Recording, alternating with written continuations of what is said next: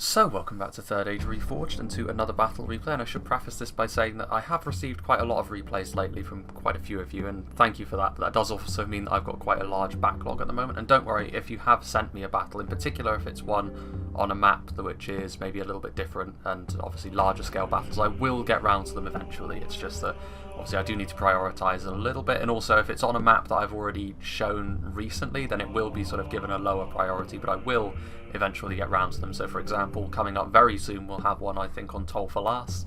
I was also given a custom scenario which I will be doing very soon, and also one from the RP series, the sort of unified faction theme again, that will be between Cardolan and Rune, so there will be that to look forward to. But as for here, as I'm sure you can see from the front of Erebor, we will be having a Siege of Dale, which has been shown on other channels more recently as well, although that was on 0.97. This is going to be a 4v2, and Dale is a rather interesting settlement because it is very large. It is very similar, I think, to the cities in sort of vanilla Medieval 2 that were generated, only slightly larger and also a little bit more in terms of terrain features. You can see there's a lot more hills, and obviously the streets are a little bit more winding as opposed to the rather formulaic structure that the randomly generated cities would have. Now, as a 4v2, it is going to be on the defenders to try and weather this storm. It will be very difficult, so again, it is actually a somewhat lore-friendly battle, as we'll go through in a moment. In fact, a very lore-friendly battle, but it's going to be all to do for the defenders here. 2v4 is difficult. However, Dale does help them in several ways, because while it does look very large, there are very few ways in, actually, because it situates itself up on this higher ground here, so you can't attack it from every angle. You can only attack it really from the two gates, and also the walls, I believe, are classified as buildings, which means they cannot be knocked down, at least on this side. I think on the other side there are actual walls that you can... No, they are buildings still. You can knock them down and shoot through them, but you cannot move through them when they are knocked down. So the attackers, if we see that behaviour in this match, which I'm sure we will, because that's just how it goes, everyone really knows on this map, the people who play the game anyway, what the intricacies of playing on Dale actually are. So you'll probably see the walls get knocked down, and then you'll probably see some skirmishers situate themselves to try and shoot through the gaps on both sides. Actually, they might try to take advantage of that, but they will not be able to move through. So that does mean that initially I don't know if the siege towers can actually mount the walls. Again, because they're buildings, they might not be able to. So early on, the defenders could make the attackers really pay by clustering around the gates and really make it very difficult to push through. But as soon as the initial choke points are gone, there's a very big city that the defenders have to cover, and usually, seeing as there's only two of them, I would fully expect once the outer defences to fall for them to go all the way back to the town centre rather than trying to fight into the streets, because then there are 4 ways in, 4 choke points they need to cover, which is still going to be quite a big ask for only 2 armies, but I would expect as well the defenders to be very, very elite in what they offer. So we'll go through the attackers first of all. In the south, one army which deployed far away, because obviously that's how the deployment zones work, so they're going to have to move to support their ally. We have 3 Easterling armies on the field today of Rune, backed up by 1 Goblin army from the Misty Mountains, and obviously it is going to be Erebor and Dale on the defence, so very much in the War of the Ring, this is what happened in the north, so it's good to see that there's a bit of lore-friendly action coming this way, so at least people can't shout at me for that, even if I do expect the attackers to ultimately pull out a win here, because 4v2 is very, very tough on the defenders. They can afford no mistakes, basically, even in a settlement as defensible as Dale. So we have Bloodbath and McGrath, and he has of course brought the Flag Rim. Rune, I think they're going to be a little bit more potent in 0.97 with what they can offer. At the moment, their effectiveness really does hinge a little bit on whether or not the faction they're facing is heavy on their armour. If they are, then Rune can do a fair amount of damage to them in the melee fight. If they aren't, then they do struggle.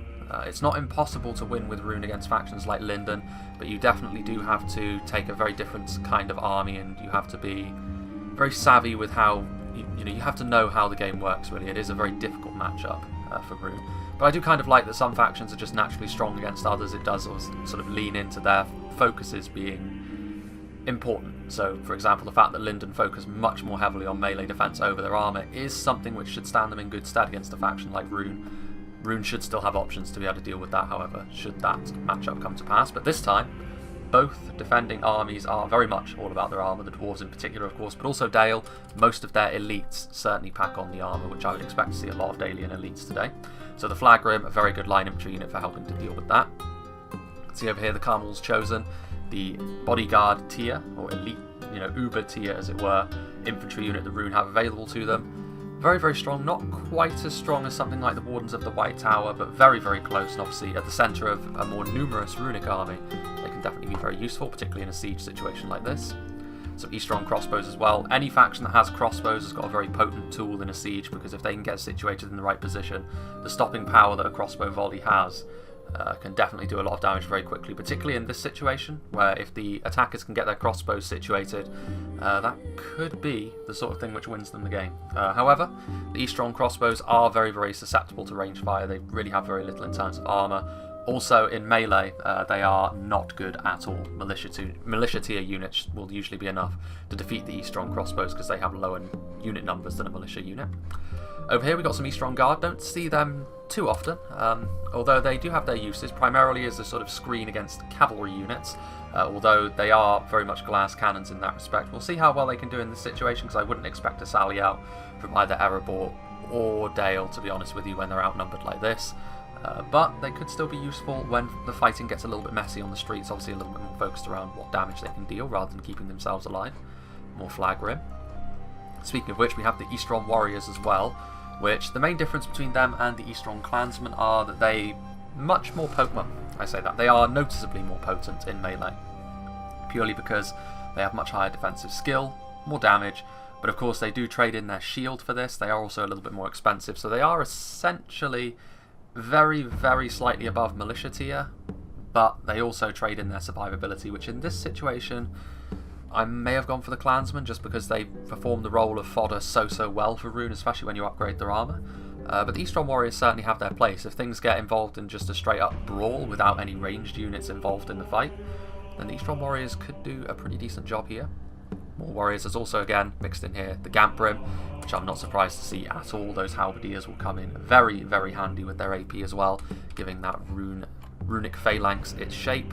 There's also some Scion Rim, which the Scion Rim, again, very much focused around keeping themselves alive. Very, very tanky spears. They get their killing done relatively slowly, but they are going to stand up to an awful lot of punishment, which may very well be important as the fighting gets messy on the initial choke points. And finally, I think we have more E-strong crossbows over there. So yeah, the final unit type to talk about in this army is going to be the Dragon's Wrath crossbowmen. Enormous amount of stopping power if they can get into position. They are very finicky to get firing, however. If you don't have a good line of sight on the enemy, they will abjectly refuse to fire. Numerous times in the past I've tried to use the Dragon's Wrath crossbowmen to their fullest effect, and it is more difficult than it seems. However, again, if they can get just one or two good volleys off, that's going to put the defenders in a very, very deep hole which they may not be able to climb out of. So high risk perhaps, but also potentially high reward. The one attacking army which is not Rune, we have Pavlos 27 playing as the Orcs of the Misty Mountains. He's got his entire army out in loose formation with the siege towers out in front. We'll take a look at the trolls first of all, because he's got 2 units of cave trolls and a unit of snow trolls. The cave trolls, I'm very much not surprised to see the cave trolls. They are exactly the sort of tool in this situation which the Misty Mountains can use to get past that very strong initial defense. The cave trolls can fantastic line breakers, the quickest line breakers in the game, I would say. But again, you do have to be careful, because as far as trolls go, they haven't got too much staying power in melee. Good units will tear them down pretty quickly, especially if they push too far into the enemy lines. They can sort of charge through too many units of infantry and find themselves surrounded, so you do need to be careful. The snow trolls, on the other hand, are very quick and much more durable as well, much more like a sustained combat troll. They still aren't as strong as something like the Olag High, of course, or Trolls of the White Hand. Every other faction has got tougher combat trolls than the Misty Mountains, but the snow trolls are the closest thing the Misty Mountains has to something like that. So again, I'm not too surprised to see the snow trolls with their very... The snow trolls, I think, are another unit which perhaps needs a bit of a facelift from, I believe it was Crimson Bethley who did the troll models for the cave trolls and the Olag High. I know that the Trolls of the White Hand take priority because they look incredibly derpy, but I think maybe the snow trolls could do with a bit of love as well. Even if their goofy looking helmets and bucklers and giant pickaxes have their charm, I think maybe the snow trolls can be brought into line with something like the cave trolls, because at the moment, looking at them, you'd certainly think the cave trolls would be the tougher unit, but that is not true. The snow trolls are. Meanwhile, over here we can actually see Azog is going to be in the Blackback Berserkers this time round, rather than the Goblin King Bodyguard. Blackback Berserkers, of course, potentially going to be a lot more susceptible to the ranged firepower that Erebor and Dale can both bring. But in a melee fight, they are very, very strong, very, very savage unit. We do have the Goblin King Bodyguard, not with Azog in it this time around, but still a very a very good multiple HP infantry unit, which should be able to sit quite comfortably on the front line, provided it's not isolated by elite Erebor or Dailian troops. The White Uruk Fearmongers are a very good choice in this battle, purely because, again, the Ghetto Fountain Guard, the Phalanx, armor piercing, very, very strong. I believe they are intended to be moved to Dol Guldur when they are added as a faction, but for the time being, the Misty Mountains can claim ownership of them, and a very useful tool they are indeed. Meanwhile, we're going down the unit quality as we go, because we have the Black Uruks, the Mountains next. Good skill, they, as far as a Sword Master unit goes, they as close as the Orcs can get really to having a Sword Master unit. Decent skill, in sharp contrast to the rest of the Heavy Goblin line, but don't expect them to work too many miracles. They're better than most other Orc units, but they will still struggle against elite units from any other race, really. Meanwhile, Heavy Goblin Spears in this patch are very, very strong, actually. They have the highly trained tag, or is it just the trained one? Regardless, AP Spears that have good stats as well. No Misty Mountains army does not include the Heavy Goblin Spears at the moment. They will be being brought more into line with the other Heavy Goblins in 0.97, so you could look at that as a bit of a nerf, but even then, even when they are nerfed a little bit, I feel as though they are still a very key part of the Misty Mountains army, because AP Spears is so useful in many situations. Spears are getting a buff overall, so, they'll be able to perform the role of spears very, very well, but they won't be quite as potent at fighting infantry in the upcoming patch. So that is worth mentioning, but still very, very useful unit for the Misty Mountains. And moving down the line, we have yet more Heavy Goblin Infantry. So the Heavy Goblin Infantry, not quite the fodder that the standard Goblin Infantry is, but they're not going to be useful for much else here. Getting through those initial choke points is going to be rough on the Heavy Goblin Infantry, but that is what they are for. And no skirmishers, no Heavy Goblin Crossbowmen, I don't think, which is an interesting omission. But he could very well have some Goblin Infantry and Goblin Archers down here as well, because of course they can hide. So that is the southern attack. We'll pick it up a little bit for the northern attacks. It's two more runic armies. So here we have Hyper Cannabis 420, great name. Again, more Flag Rim, good for the reasons I've already mentioned. Eastron Guard as well. Interesting that two armies have included them. Flag Rim, more Scion Rim. Also the artillery over on this side to knock down those walls. And some Gamp Rim. Eastron Guard again, more Gamp Rim and Flag Rim.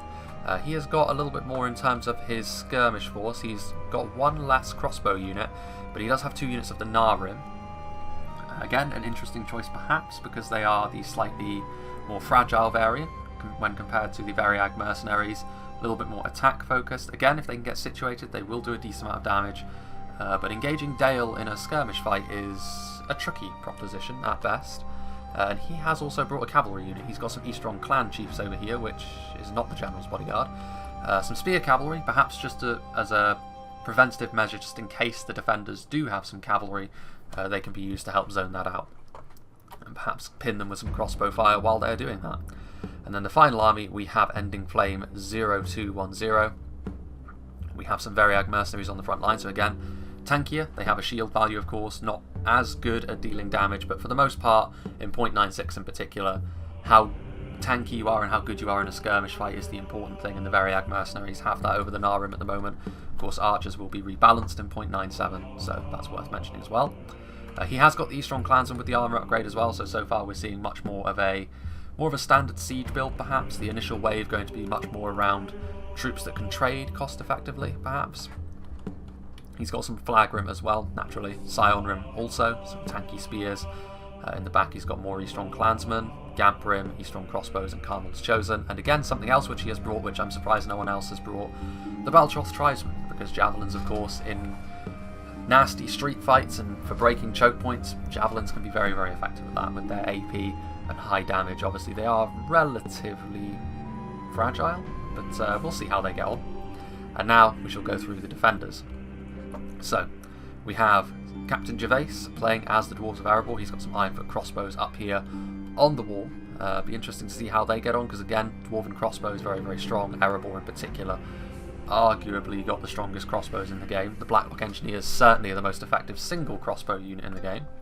We've also got some Ironfoot axe throwers up on this little hill over here, so again, that close range punch from their skirmish line is so effective. They don't have any archers at all, but they can do so much damage with the skirmishes they do have. Ironfoot Warriors with the upgrades. So the Ironfoot Warriors, should be exactly what is needed to sort of hold the line here.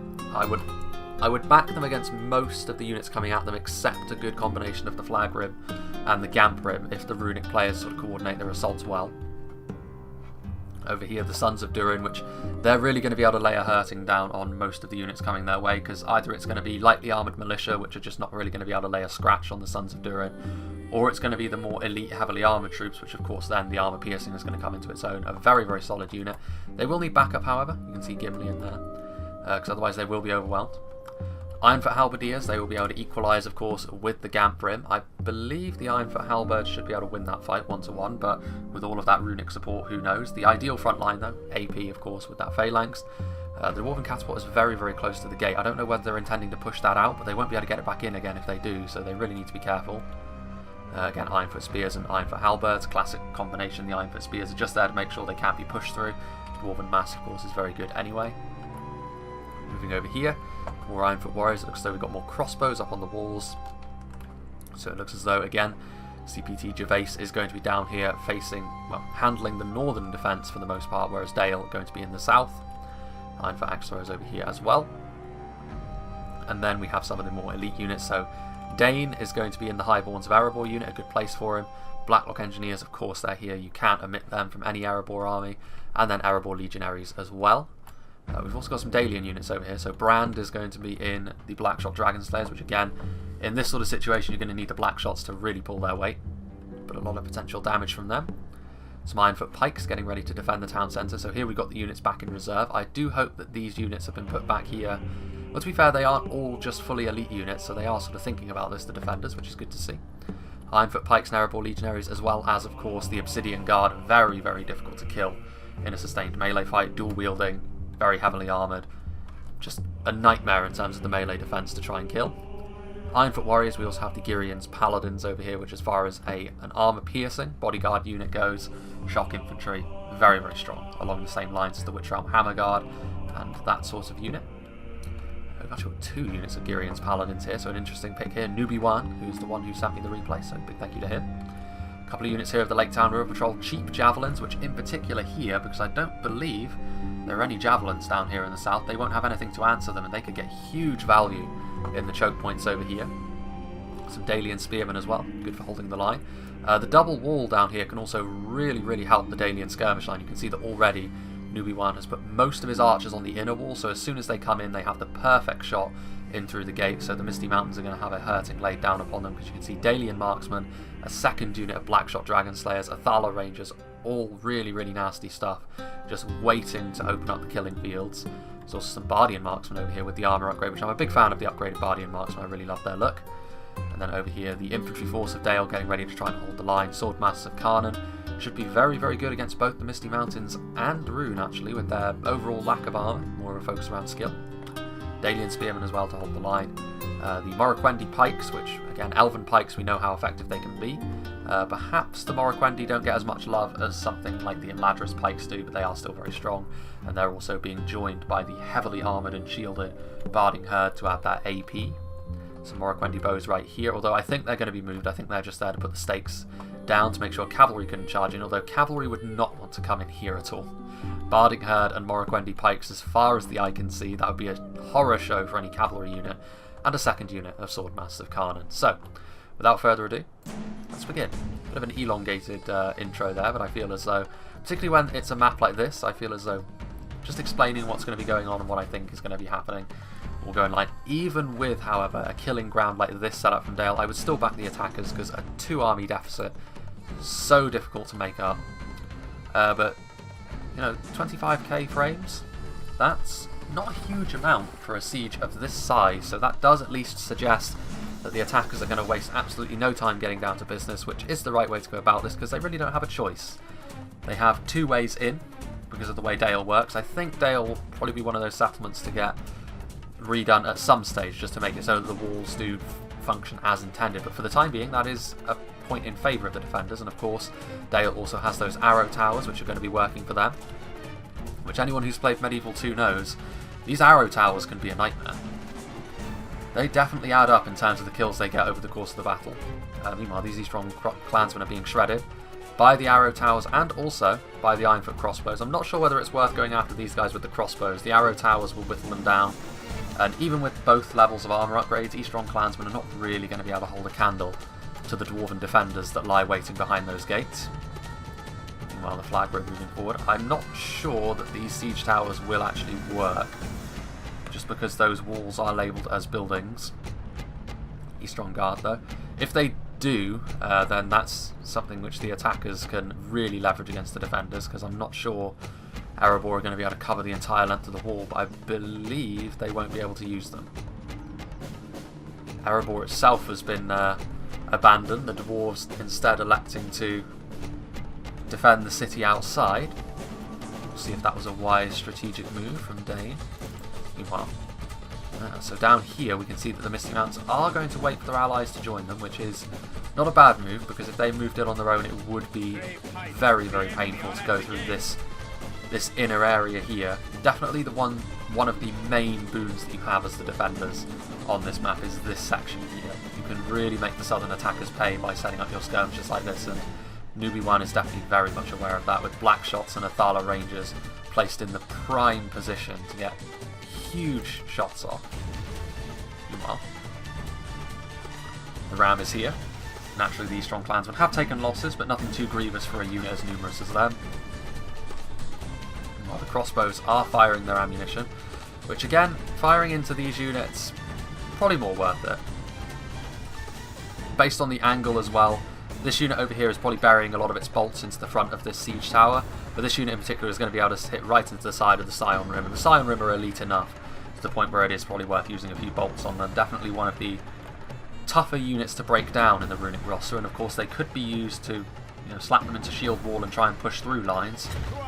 Just because the dwarves are a heavy duty force doesn't mean they can't be pushed through, especially when there are numbers like this arrayed against them. While these arrow towers still firing away at them. The Baltroth Tribesmen coming in immediately. They need to be careful, because if they get engaged in melee that will be a big waste. And it does look as though the siege towers are not going to be able to be used.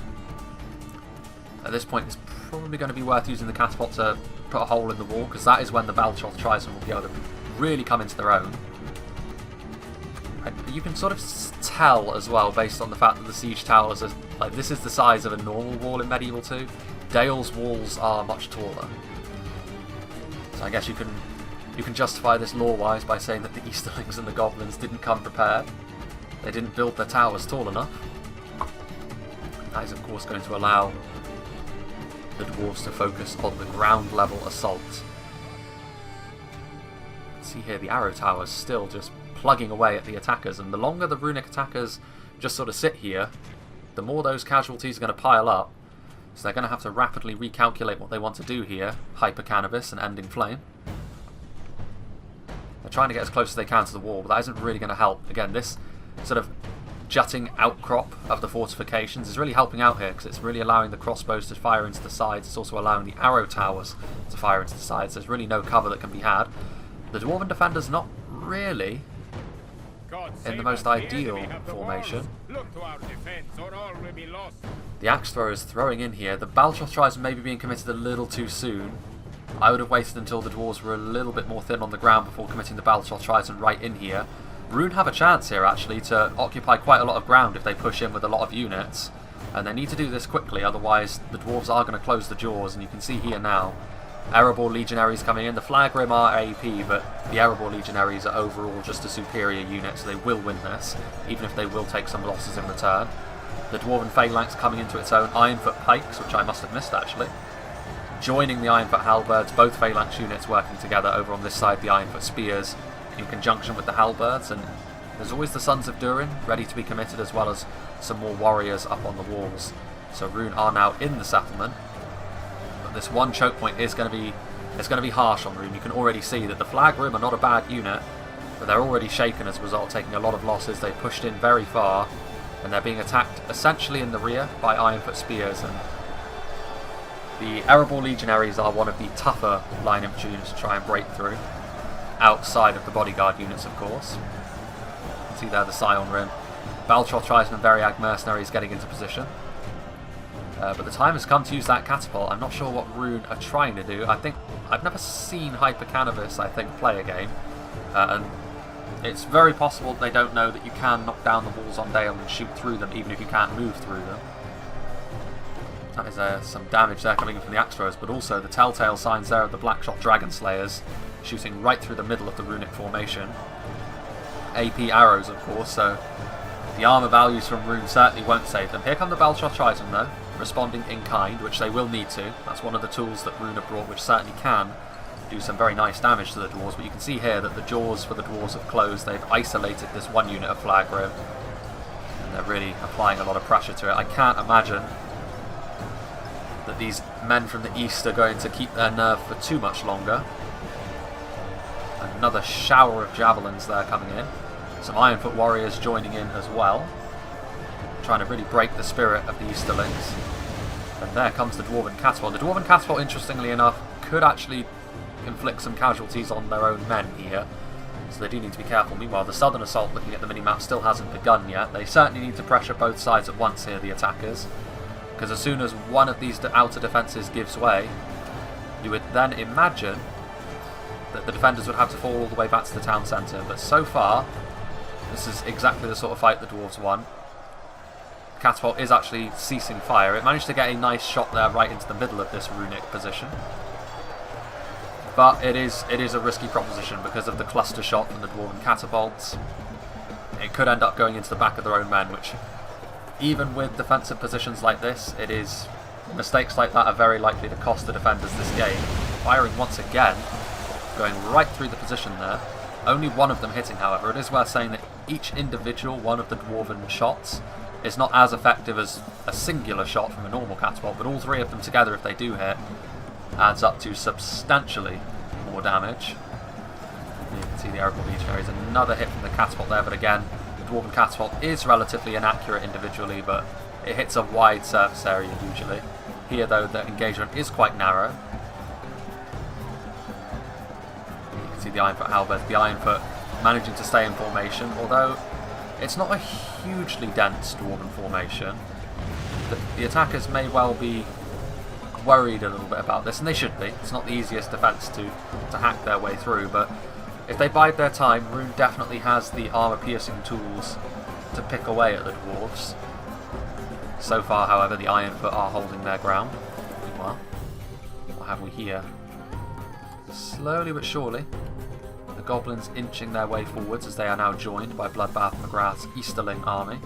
And again, you can see actually Dragon's Wrath Guildsmen have revealed themselves, as well as some Carmel's Shadow Guards, so good units to see. The Guildsmen with their Nafatoon-like projectiles, which aren't hugely devastating, but they will kill instantly on hit. And then obviously they can add a lot of skill to the melee fight as well, which is something which perhaps Rune lack a little bit of elsewhere in their army. And the Shadow Guard, of course, just adding much more AP. I would wonder if the Shadow Bows are here as well. Offensive Rangers could be an interesting gambit. Well, back in the north, where the dwarves continuing to fire, you can see actually over here the Runic Catapult trying to get into position. But unfortunately for them, all three of them have burnt to the ground, and I would imagine this comes largely from the arrow towers. So with a lot of these custom settlements, you see that they don't actually have arrow towers like generic settlements from Medieval 2. Dale does. And this is the sort of thing that they can do to offensive pieces of siege equipment. So already Rune have lost their catapult, so they have lost the ability to poke holes in the walls, which I think honestly the attackers on this side weren't aware that they could do anyway, so we weren't likely to see that. But the runic archers trying to shoot over the wall, but not the best of shots, and the dwarves of course are very capable of absorbing a huge amount of arrow fire. Meanwhile, defeat still seems certain for the Easterlings over here. The Ironfoot axe throwers, who are presumably out of ammunition, just adding their bulk to the front line.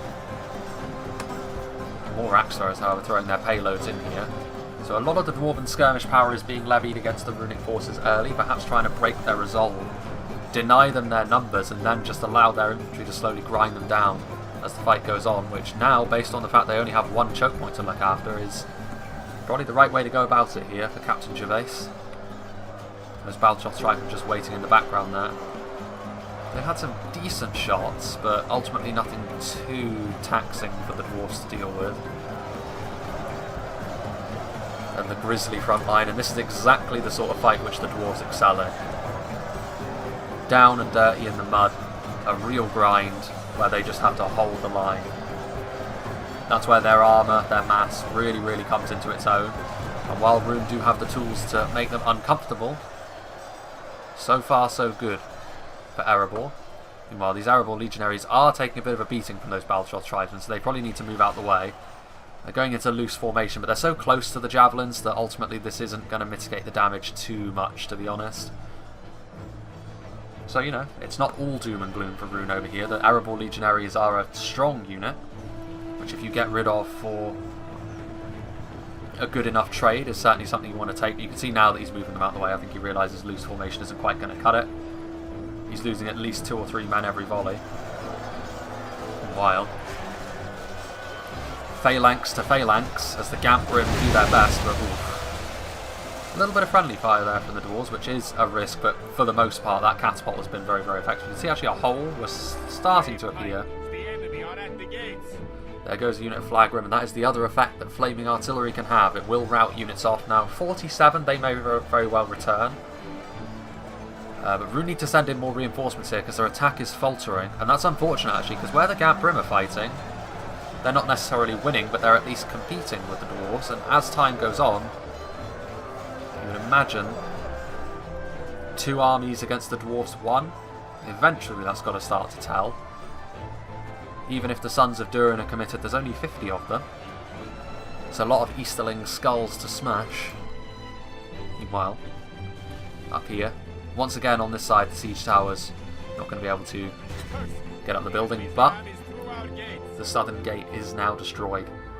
And that is going to allow the goblins, and of course the goblin infantry, entry into this section of the city. But it's going to be rough on the goblins, but someone has to make the first move over here, because the longer they wait, you know, they need to attack at the same time really as their allies here in the north. Just the threat that one of the defensive positions could break and then they can't really take advantage of that. Meanwhile, more reinforcements on the way forward, looks like more Eastron Guard. But the Easterlings are slowly but surely being forced backwards by DAIN's mighty warriors.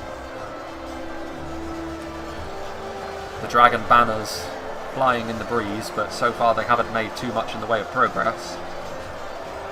You can see the Erebor legionaries, which were added to the front line to try and avoid the javelins. Only 16 of them remaining now, but so far the dwarves comfortably holding this choke point. Phalanx doing its job, and they have pushed the Easterlings back. I'm not sure what they have left in reserve. I think the attackers are being a little bit too conservative here. At this point, once you realise that there's only one way for your army to push, you need to commit forward a ton of units to just try and break the spirit of the defenders as quickly as you possibly can. You have the numbers advantage. It will cost you, a lot of your men will die in a push like that, but you need to do it, because otherwise you're just slowly but surely feeding kills into the defenders.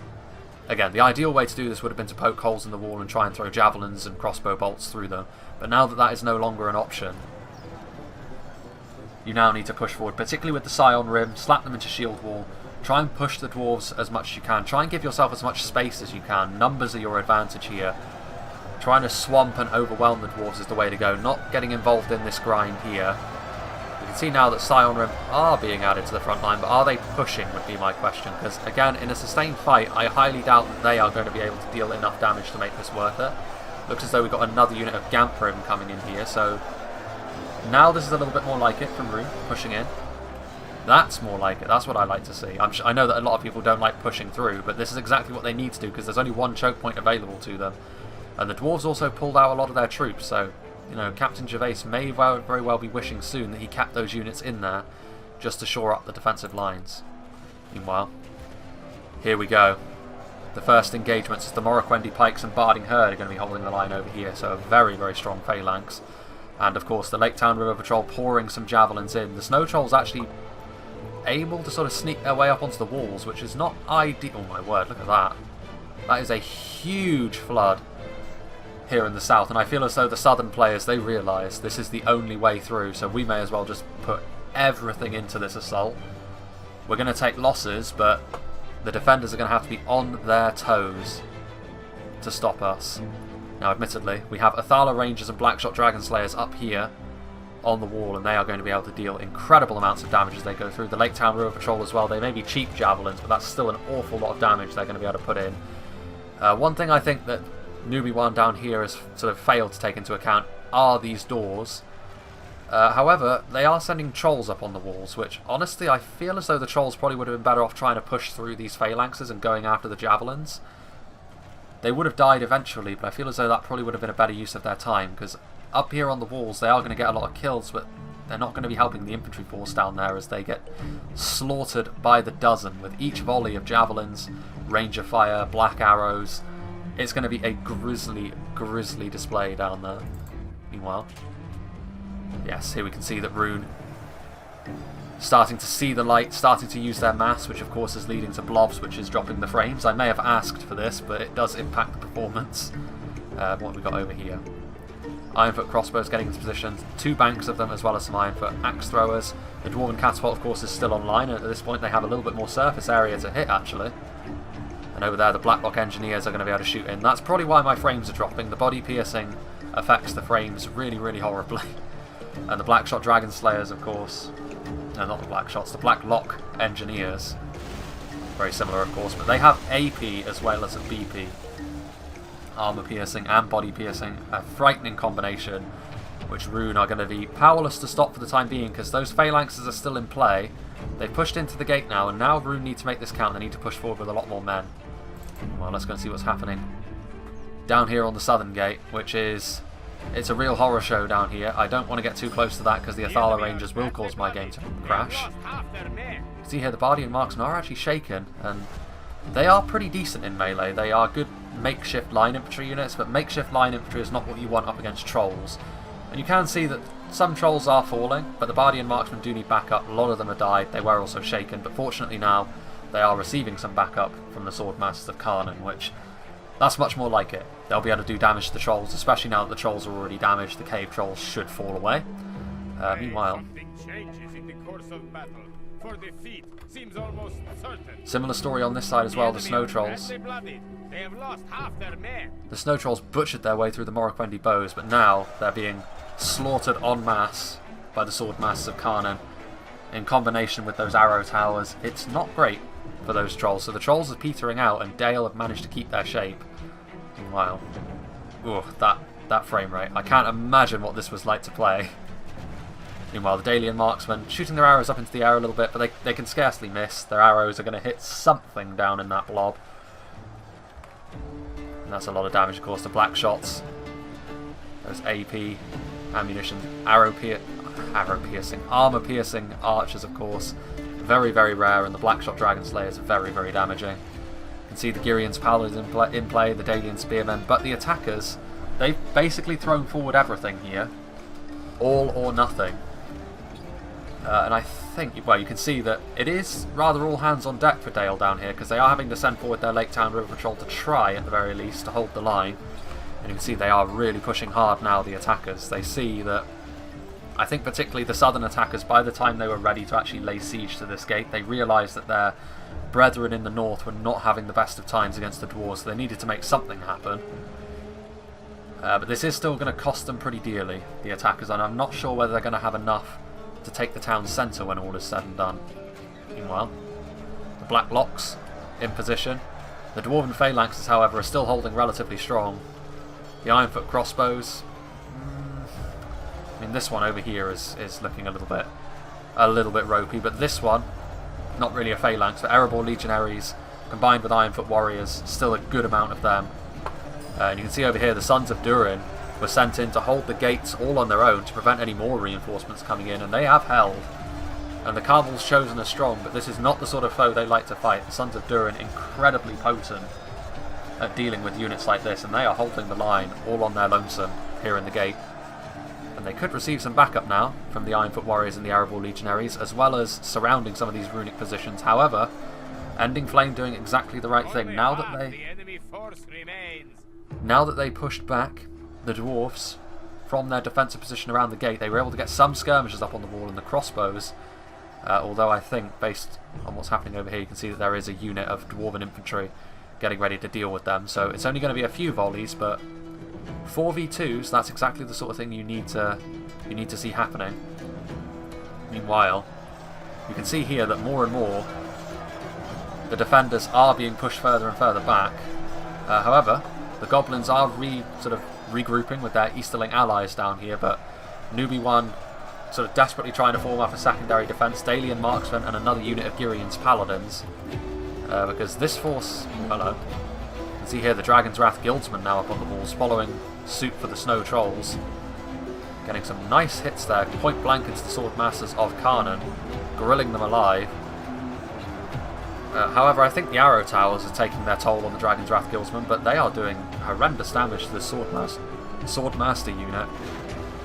The Dragon's Wrath Crossbowmen were up here, and that was a lethal place for them to be. If they had gone unnoticed by Bloodbath McGrath, that could have been exactly the sort of thing to win the attackers the game, but Newbie 1 was on top of things, he did notice them. The Swordmasters of Karnan are getting butchered in melee with them, to be fair, but he is also shooting them with Athala Rangers and Blackshot Dragon Slayers, so it was a good idea, but I think the Dragon's Wrath Crossmen need to get out of there before they're killed, because even a depleted unit like that is still going to have some value. Meanwhile, the death ball of goblins continues to try and just force their way through, but now the Dailian Marksmen and Girian's Paladins just trying to hold the line. But you can see the goblin army that's all that remains. They've been trying to do as much damage as they possibly can, and they've done the right things, but I question whether they're going to have the manpower left to actually go all the way with this. They've still got Blackback Mountain Berserkers in there somewhere, as well as Goblin King Bodyguard. They may very well win here, actually, the attacks, and, well, I don't know. Morroquendi Pike, Stalian Spearman and Barding Herd over here are still very, very healthy. You can see here the Shadow Guard have been massacred, presumably mainly by the archers, because they're the perfect target for arrows. There's some Carmels chosen over here. The Easterlings now, they're actually able to push through this defence, which is going to allow them to utilise the city streets now, so they're going to be able to get around here, potentially surround the Dailian defenders here, try and help out the goblins a little bit over here. Dale doing their best, and now actually it's turned into a straight up fight between the Swordmasters of Karnan and the Dragon's Wrath Guildsmen, and because of the range support, even in spite of the losses they've incurred, I think the Swordmasters of Karnan are going to be just fine. Dale losing half their forces at this point. Well, you can see over here the axe throwers were actually the ones that were up on the walls, finishing off those crossbowmen.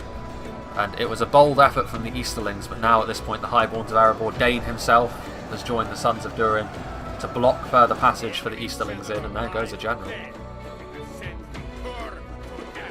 Indeed you did. And here comes the cavalry trying to push their way through. I'm not sure they're going to get very far though. They're not the tankiest of cavalry units, to be fair, the Eastron clan chiefs.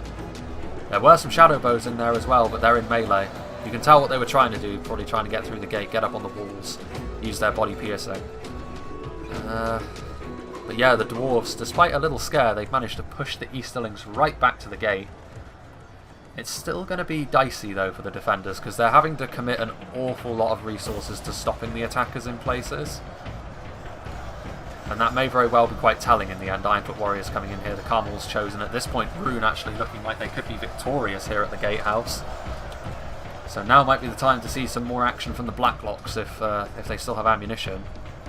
We'll get the Highborns back in there. I think that may be something that Captain Gervais has been a little bit guilty of in this fight, where he's forced them back and then he's pulled certain units out, sort of hanging certain units out to dry, which that could be the difference between defeat and victory here. 2v4 has got very, very little margin for error. Meanwhile, the Goblins just continuing to force Dale back, and they're having success now. This part of the line is breaking. The Obsidian Guard forced back. The Blackshot Dragon Slayer shooting into this position as it lies, but you can see that the town centre lies empty. They have committed everything forward to stop this. Now this could be the Rohirrim of this battle. This collection of halberds, spears and pikes. Much slower variant of the Rohirrim, but considering we're talking about Dale and the dwarves, it's somewhat fitting. The flanking force from Rune, meanwhile, was vanquished by some Ironfoot pikes. It's actually good to see that Erebor has come to the aid of Dale down here, because Dale, with that big initial push, the initial attack from the attackers here in the South Gate was much more effective than the initial attack from the Easterlings in the north. Meanwhile, the Goblins, once again, who have just formed a death ball in this fight, turning around, but I'm not sure. I mean, this phalanx here, really, really strong. And the arrow tower's still in effect. The Dragon's Wrath Guildsmen being cleaned up finally by the Blackshot Dragon Slayers coming to the aid of the beleaguered Swordmasters. There's still those Athala Rangers, which presumably have got an ungodly amount of kills throughout the course of this battle. And I think this is where the mass pushing comes to an end. Pavlos' army is starting to run out of steam, and the Barding Herd and the Morroquendi Pikes together, when they're backed up with spears, they should be able to hold. You can see over here that the Obsidian Guard are a little bit outnumbered here. But it's against just this amount. The Obsidian Guard should just be able to slowly but surely grind them down. I can see one of the enemy general units. There goes the other general in the north. There's a single Carmel's Chosen. With a single Carmel's Chosen pushing through, he could try and take the town centre. But somehow I don't think that's going to matter too much. The Narim going to be able to shoot point blank. Again, the dwarves are better than pretty much any other racial group at absorbing that arrow fire. Both dwarven factions, very high armour values, good shields as well. The Shadow Bows engaging the depleted Ironfoot warriors in melee. And while DAIN himself, on the front line here, engaging with the Carmel's Chosen. The cavalry is actually still reasonably healthy. The Blacklock Engineers absorbing fire. Eastron Crossbowmen also in here. But yeah, you can see that this is really all that remains of the runic force.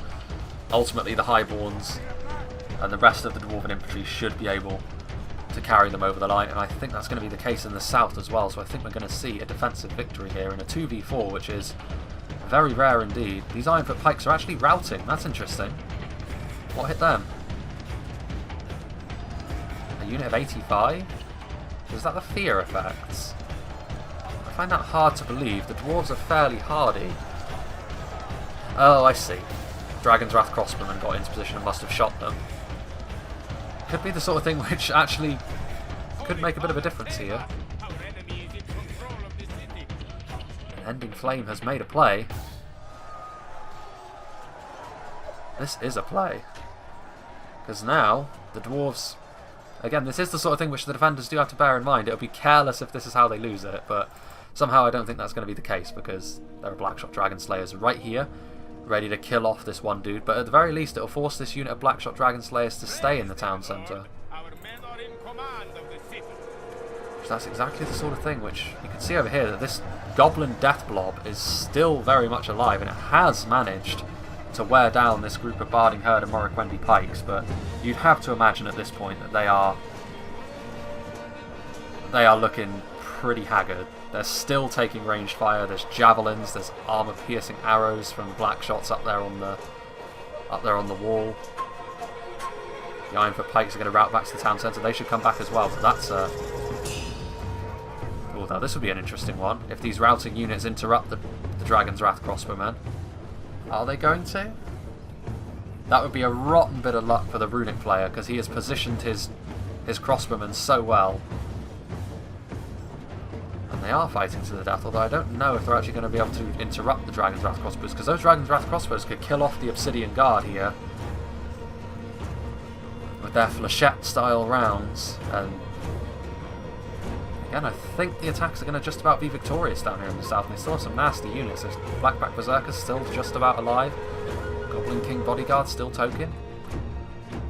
But I'm not sure whether that's ultimately going to be enough to help the attackers here, because I think the dwarves in the north have been victorious to an extent that they should still be alright. There's Eastron Crossmen here that are going to rout. They still have the Highborns of Erebor and the Blacklocks. They still have a catapult. They still have those black shots in the town centre.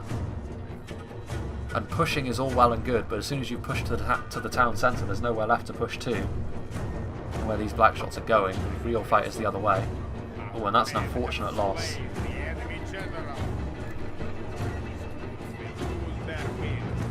Although, you can see over here that a few of the pikes which were left by the Goblin Horde .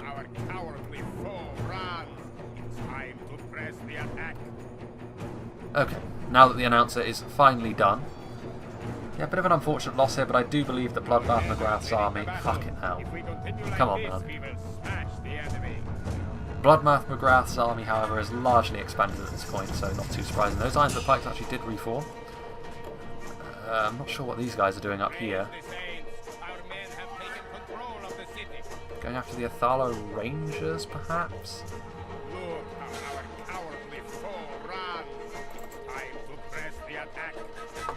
Both of these northern armies have been defeated at this point, and that is going to allow the dwarves to retreat what they can, which is admittedly not a lot, to the town centre. Don't know what Dale has left over here. Let's see, the Ironfoot pikes are actually pursuing something. This dwarven death blob at this point has found its way up onto this section of wall when it really needed to start making a beeline for the town centre, I feel like. And at this point the goblins, the orcs of the Misty Mountains, are the only attacking army left alive, and they're not going to be enough, I don't think, to finish them off. Certainly not with the amount of frames remaining. The Obsidian Guard's still alive and well despite taking those close range shots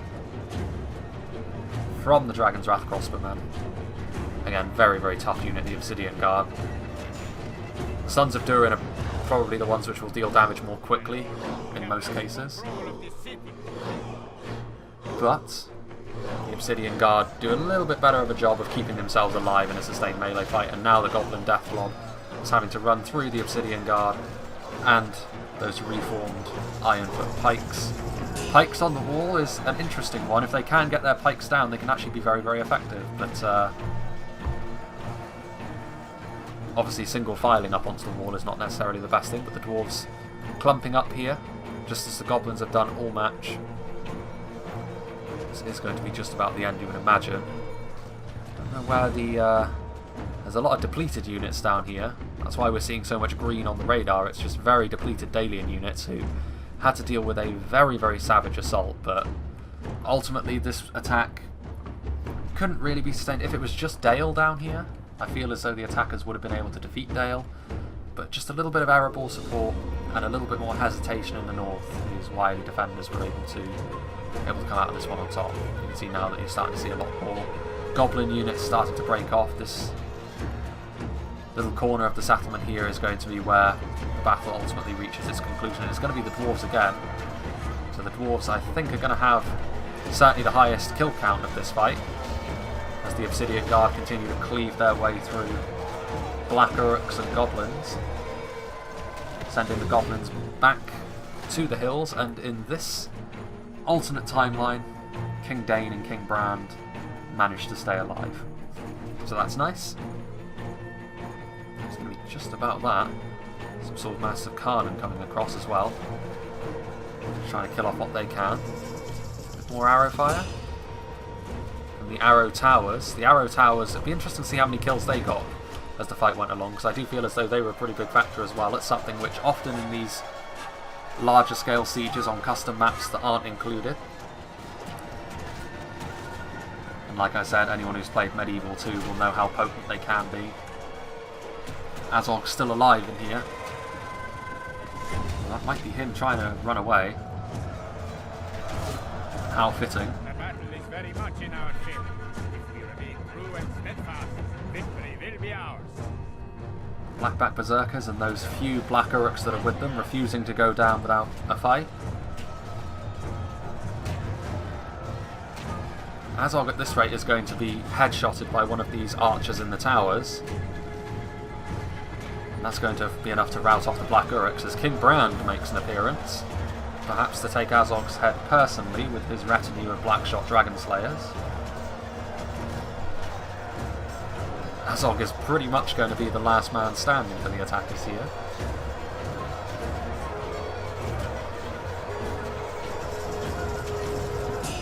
Some Barding Herd on the way up as well, killing some units on the retreat. Those Morroquendi pikes very, very depleted, of course. The defensive armies are in tatters, but victorious nonetheless, and Azog is going to be the last one left alive pretty much. There's one axeman there, but he dies, so Azog, the last one left. I think it's actually going to be the... Oh, he manages to kill off another pikeman before he dies, and there he goes. Obsidian Guard finishing him off. This is a clear victory that goes to only men of great virtue and valor. and hear the dulcet tones of the Byzantium announcer from Medieval 2. Anyway, good play from the defenders here. Obviously, very good in terms of kills. Bloodbath McGrath getting the lowest kills from the attackers, but I still feel as though he and the Goblin player on this side had the right idea with how to deal with Dale as a settlement. Again, the fact that the walls don't function as you would expect is not really a feature of the settlement. You know, it's something which I'd imagine would probably be tweaked because, you know, anyone who knows how Dale works can poke holes in the wall and then shoot through them, and that's generally how the attackers get things done. I feel as though if that is what they did in the north, then the dwarves probably would have had much more of a difficult time of it, and that could have been enough to give the attackers the win. But here, the defenders were the ones that won. Let's see how and what did the damage for Dale. The Blackshot Dragon Slayer is not actually doing as much damage as perhaps you would expect, but even so, both units, that armor-piercing damage still would have been very helpful. The Barding Herd, one unit getting over 200 kills, that's very, very good, of course. Very good unit for holding the line with their armor-piercing, as are the Spears, and then obviously the Pikes. Elven Pikes are always going to do very well, but I feel as though Dale, his army could have done a little bit better if the engagements were a little bit more slower paced, like they were on the northern side with the dwarves, but the goblins and the eastlings down here really massed up and made it difficult for the phalanxes to get set, and maybe that's also why the Dragon Slayers didn't get as many kills, not able to get quite the same shots as they would like. I say that. We'll get to that in just a moment. Girian's Paladins not even breaking 100 kills each, but obviously, you know, with the way they were pushing, it was always going to be difficult for a smaller unit to make a difference like that. Dalian Marksman getting a decent amount of kills. Lake Town River Patrol, one of them getting good kills, Bardian Marksman. But let's talk about the Athala Rangers getting 1,814 kills. A huge bulk of the Dalian kills. That's nearly half, actually. 3,800 of total kills. So nearly half of the kills went to the Athala Rangers, and that just goes to show how really effective body piercing can be. It tanks the frame rate, so I can't really show it off too much, otherwise if I get too close it will simply crash. But yeah, I mean, in this sort of situation, particularly where they've positioned, Dale in particular gives the Rangers an ideal place to go. Not easy to try and fire back on them when they're in a place like that, and they can just fire right through the centre of your army and get tons and tons of kills. That might be the most amount of kills that I've seen on a single unit in Reforged, actually. 1,814. I have seen some ridiculous screenshots of units which I think have got higher kills, but this is the first one that I've seen in a replay that I was sent. Usually I've seen them just crest over 1,000, but never reaching near to 2. So yeah, that's something to take away from this as well. Rangers, very, very effective if you use them to their fullest capabilities. I'm sure that Erebor as well, the Blacklock Engineers surely got a lot of kills as well. Yeah, obviously as well the Misty Mountains army was quite big. So yeah, I hope you enjoyed this. A lore-friendly battle, good versus evil, and the defenders won. So for once, I'm sure that everyone will universally like the outcome of this fight, which certainly makes a change. But yes, I think the next battle I will show will probably be the one that I got sent from Tol Falas, or it will be the RP one, I'm not quite sure yet. The custom scenario that I got sent I'll do a little bit later, because I think it's on a slightly tweaked version of Helm's Deep, which I showed very recently.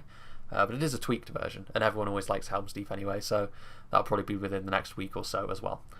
So yeah, I hope you enjoyed this, and I hope you will join me for whatever is next.